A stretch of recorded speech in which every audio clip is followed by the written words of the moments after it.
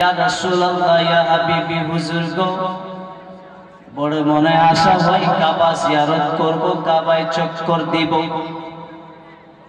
বড় আশা হয়, বড় মনে আশা, কাবার দিদার করিব, কাবায় চক্কর দিব।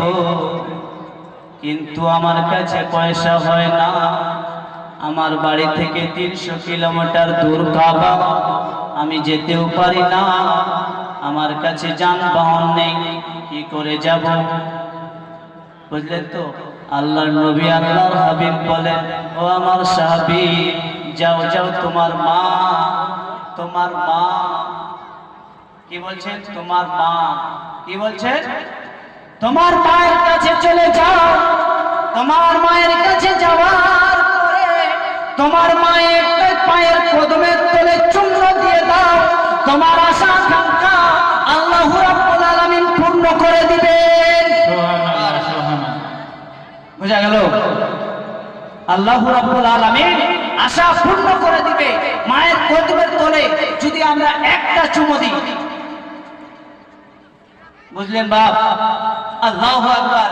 সেই সময় বলছেন, ইয়া রাসূলুল্লাহ, ইয়া হাবিবি, হুজুর গো, আমার মা তো দুনিয়ায় বেঁচে নাই, কি করে আমি আমার মায়ের কদমের তলে চুম্বন দেব? বলতেছেন, তো তাহলে চলে যাও কবরস্থানে, যে জায়গায় তোমার মায়ের কবর রয়েছে, সেই কবরে পায়ের দিক করে তুমি চুম্বন দিয়ে দিবা। তোমার আশা কিন্তু আল্লাহু রাব্বুল আলামিন পূরণ করে দিবে। সুবহানাল্লাহ। আরে তাহলে মা কে আল্লাহ রাব্বুল আলামিন, আল্লাহর নবী এবং কি আল্লাহ রাব্বুল আলামিন মায়ের দরজা কত বাড়িয়েছেন। তাই আছেন বা মায়ের নামে 10,000 টাকা দিবেন মসজিদে। মসজিদ আল্লাহর ঘর, মসজিদ কি আল্লাহর ঘর। সেই সময় সেই ব্যক্তিটা বলছেন কি, ইয়া রাসূলুল্লাহ, ইয়া হাবিবি, হুজুর গো, আল্লাহু আকবার, ইয়া রাসূলুল্লাহ, আমার মায়ের অনেক দিন আগে ইন্তেকাল হয়েছে। আমার মা যখন মারা যায়, আমি তখন ছোট্ট ছিলাম, আমি বলতে পারবো না আমার মায়ের কোথায় কবর দেওয়া হয়েছে, কোন জায়গায় কবর রয়েছে, আমি বলতে পারবো না। কি করে মায়ের কদমের তলে চুম্বন দিব? আল্লাহর নবী, আল্লাহর হাবিব বলতেছেন, যাও যাও, তাড়াতাড়ি করে তুমি এক কাজ করো, বাড়িতে চলে যাও। বাড়িতে যাওয়ার পরে একটা হাতে লাঠি নিবে, লাঠি নেওয়ার পরে তোমার আঙ্গিনায় বসে যাবে। বসে যাওয়ার পরে চতুর্দিকে কবরের মধ্যে গোল আকার করে নিবে, 4 কোণা ভাবে কবর করে নিবে। সেই কবরটা তুমি মনে করবে এটা আমার মায়ের কবর, আর সেই কবরে তুমি তোমার মা মনে করে পায়ের নিচে চুম্বন দিয়ে দিবা। আল্লাহু রাব্বুল আলামিন তোমার আশা আকাঙ্ক্ষা পূর্ণ করে দিবে। বুঝলেন তো মায়ের কত মর্যাদা বাপ, কত মর্যাদা আল্লাহ রাব্বুল আলামিন দান করেছেন, আল্লাহর নবী মর্যাদা দিয়েছেন। আল্লাহু আকবার।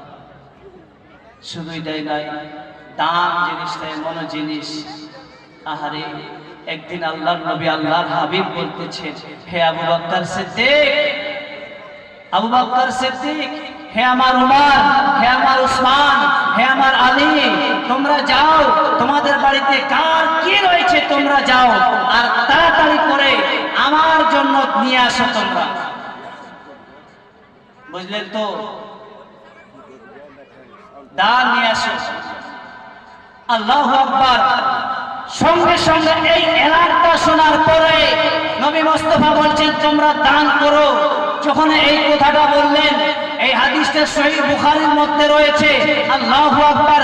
হযরত আবু বকর সিদ্দিক রাদিয়াল্লাহু তাআলা আনহু তিনি কি করেছেন?